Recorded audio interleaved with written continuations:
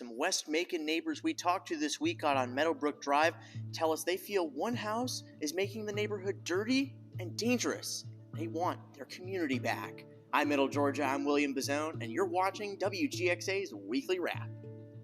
So last week when I was out and about getting a story, I met Bobbie Womack, who lives out in West Macon, and she told me about a house that's causing a lot of trouble, as it has been for the past year. She tells me that the owner died last September, and since then, it's been home to squatters and other activities that they feel are dangerous, including a bonfire that was set in their backyard last February. But when we looked at who actually owns the house, it becomes a story in and of itself.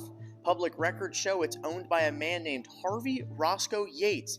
He actually died last September. We talked to the current homeowner, his son Joe, who told us he is trying to get the house in his name. One of the biggest points of contention Womack and one of her neighbors, Phyllis Tukes, had was that there are a lot of people going in and out of the house at all different times of day. However, when we talked to Harvie Joe, he told us that he's giving people a place to stay when they need somewhere to go because he at one point was homeless and understands what it means to be going through that.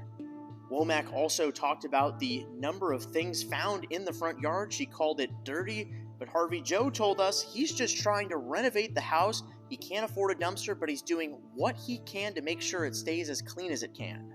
Womack told us she's called different law enforcement agencies multiple times about what's been going on, but they haven't given her the response that she needs. We've reached out to both the Bibb County Sheriff's Office and the Macon-Bibb County Fire Department asking how many calls they've responded to at this specific address on Meadowbrook Drive. Neither agency has given us a response at this time, but as soon as we learn new information, we'll continue to update our website, wgxa.tv, where you can see all of our top stories and more from throughout the week.